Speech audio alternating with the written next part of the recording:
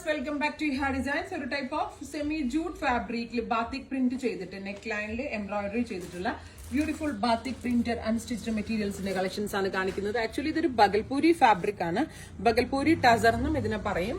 So wash care ഒന്ന് നോക്കണം. നമ്മള് എന്താ പറയാ മറ്റേ വാഷ് ഉണ്ടല്ലോ എന്ന് പേരൊക്കെ മറന്നു.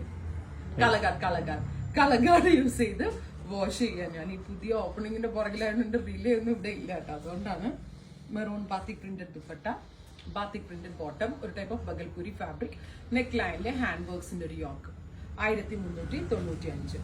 നെക്സ്റ്റ് വൺ വരുന്നത് കോപ്പർ സൾഫേറ്റ് ബ്ലൂ ആണ്. ഒരു നല്ല ഭംഗിയുള്ള ഒരു കോപ്പർ സൾഫേറ്റ് ബ്ലൂവില് ഇതേപോലെ തന്നെ. അപ്പൊ കളഗാഡ് യൂസ് ചെയ്ത് വാഷ് ചെയ്താൽ ലാസ്റ്റ് ചെയ്യുന്നതാണ് എനിക്ക് തോന്നുന്നത്.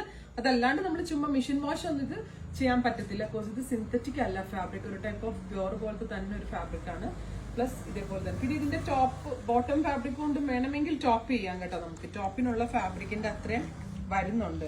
എന്നിട്ടൊരു ഓഫ് വൈറ്റ് ലെഗിങ്സോ ഓഫ് വൈറ്റ് പെൻസിൽ ബോട്ടോ നമ്മൾക്ക് ഇടാം. കാരണം ഇതിന്റെ ബോട്ടം ഫാബ്രിക് ആണ് കേട്ടോ. ബോട്ടം ഫാബ്രിക് കൊണ്ടും വേണമെങ്കിൽ ഒരു ടോപ്പ് ചെയ്യാം.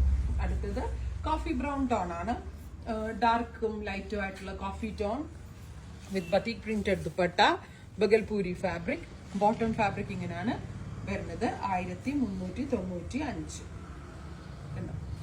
അടുത്തത് വരുന്നത് ബ്ലൂ ടോൺ ആണ്. നല്ല ഭംഗിയുള്ള ലൈറ്റും ഡാർക്കും ബ്ലൂ കളർ ബ്ലെൻഡ് ആയിട്ട് വരുന്നുണ്ട്.